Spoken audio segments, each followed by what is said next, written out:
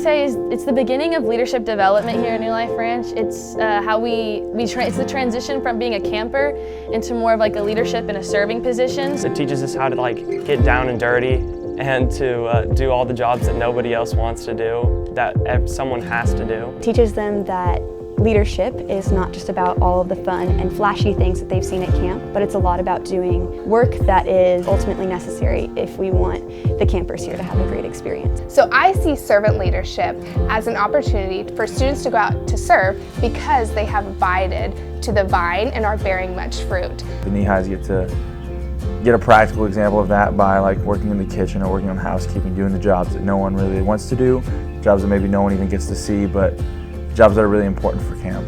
Through project crew, like working with trees and stuff, everyone wants to carry the big logs, but someone has to get down and carry the little sticks, which is really important because sometimes you got to do the little stuff while other people do the big stuff and let other people take the fun jobs while you take like the harder jobs. The kitchen was actually very, very fun. My group, we found a way to like play games and dancing to songs as I'm cleaning and mopping as we prepare food for the next day.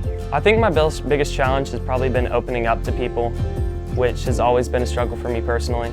But I feel like everybody in the group has been so welcoming to me, and it's made it easy for me to do hard things like that. I learned a lot from team building. I'm a very independent person who doesn't like to ask for help, and that is one of the major things team building has taught me.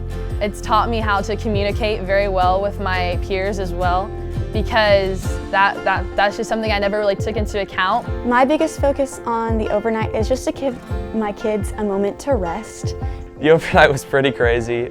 We got to swim, which was really fun, and then we got like completely rained out and had to sleep in the vans. But then we also had a point where we got more serious and we shared our testimonies, and I learned from that, like everyone has a different story, but it's just so wonderful to see how Christ works like in different people's lives. The one thing I would want them to take away is that they need to remain connected to the vine. So many times in youth ministry, we have these ministry high moments where we separate kind of from the world. We come to this place and then we leave and we don't do anything with it. I want them to realize that the Lord calls us to treat everyone as image bearers of Himself, because He created all of them as wonderful and fearful. I don't want this to just be a camp thing, but maybe just something to like learn as they go home. Even if a job's not fun doesn't mean it's not important, and those jobs are the most important for leaders to take. I'm supposed to lead by example. My biggest takeaway is probably that to be more a leader, but be a leader by actions, not by words. When I go back home, I think I'll definitely make an effort to be a lot more involved in charities. I live in Tulsa, and there's lots of different nonprofit charities that I could help in, volunteer my hours and my time to, and not do it with a negative mindset or as a task that I need to check off the box, but do it with like the mindset of me giving back because of all that Christ did and like helping out my fellow image bearers.